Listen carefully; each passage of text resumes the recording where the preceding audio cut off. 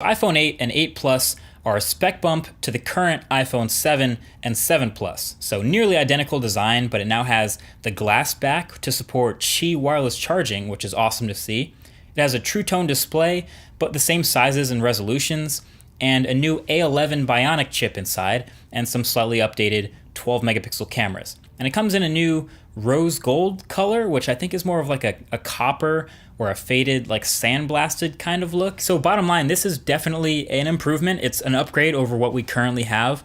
But even though this is called iPhone 8, this is definitely more iPhone 7S. Let's not get it twisted. But then came the one more thing, and that was iPhone 10. Don't you dare call it iPhone X. It's iPhone 10. So this is the phone that looks like all the dummies and models I was showing you guys earlier this year. And now seeing it in person now, those things are staggeringly accurate.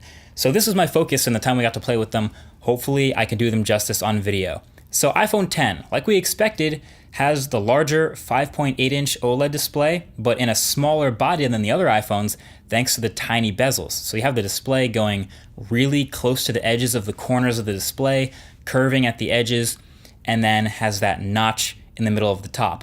And my main question when playing with those early mock-ups was, how would Apple handle the notch in the display with the rounded corners? Well, now we have our answer. You get your time on the left side of it, and your signal and battery on the right side. And then basically, depending on what app you're in, the clock and the signal and battery will turn black or white to contrast with the background. So if you're in a dark app, they turn white. If you're in a white app, like Apple Music or something, they turn black. So basically, you can always see them. And then certain apps, most of them actually, will go full screen and fill the entire display around the notch, which is really cool. It kind of looks like the Essential phone with a much wider notch. It gives you that immersive look.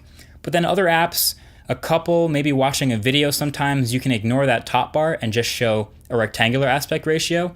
But I guess the goal here is definitely to be immersive. So the whole point of the display, filling up the whole front of the phone, is that you can fill it anytime possible. So developers will be on that pretty quickly. So anytime an app can go full screen, it definitely will. And then the other big question was, there's no home button, so how do you go home? Well, the answer is, it's a gesture now. So to go home on the iPhone X, it's no longer a button, you swipe up from the bottom of the phone. So basically, anytime you see that bar at the bottom, that represents the home swipe, and you swipe up to go home. And to get to the multitasking panel, you swipe halfway up. So you gotta remember the difference between those two. And then there are 3 different swipe down gestures on this phone. Ready? Swipe down from the middle for notifications, swipe down from the right corner for a control center, and swipe down in the middle of the home screen for search. So basically all these operations, interacting with the phone that are now done on the screen, they're all gestures to make that possible. You can even wake the display by just touching it once.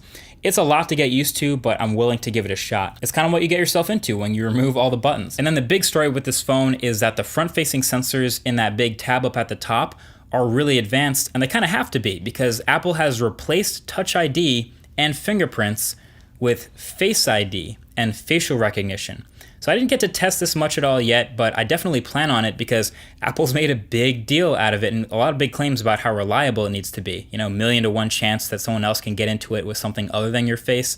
It needs to be really secure because it's literally replacing Touch ID, but that's something I'll have to test for the full review. Now, the last major change on the outside is the new cameras.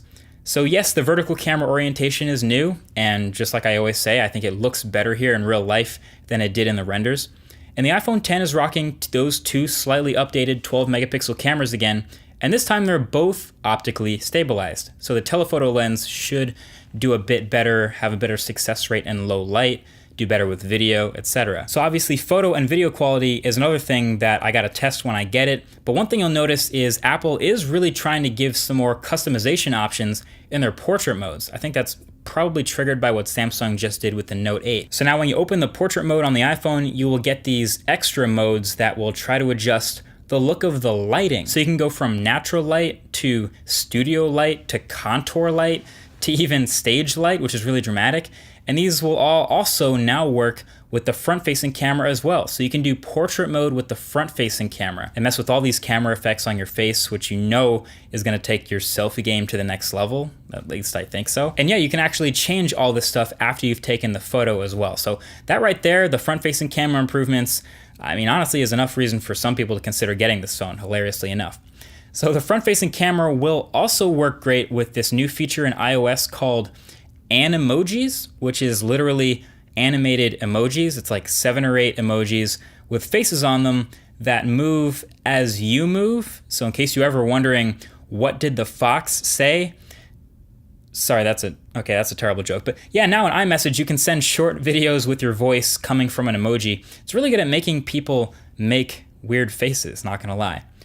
Yeah, other than that, the rest of what's new with the iPhone X is the same as what's new with iPhone 8. So spec bump to the A11 Bionic chip, so it should have buttery smooth performance. The glass back, of course, enabling Qi wireless charging, which I'm excited to start seeing everywhere now. The OLED display is also now True Tone enabled. And yeah, it's this beautiful new gesture-enabled fingerprinty slab of glass and metal that will start at $1,000 when it goes on sale in November. Now, are there concerns with it? Yes, absolutely. There's no ProMotion display, which isn't really a concern actually, but the brightness of the OLED panel was in question when the specs were revealed. Nobody got to take this phone outside or anything, but I can already tell my Note 8 display got brighter for what it's worth.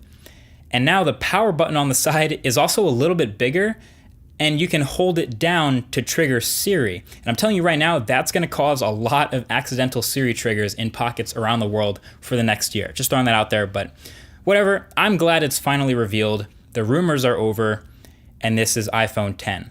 Of course, both these phones, the X and the 8 and 8 Plus, will go under the microscope for the full review in the next couple weeks and months. So definitely subscribe already to be the first to see these phones when they come out.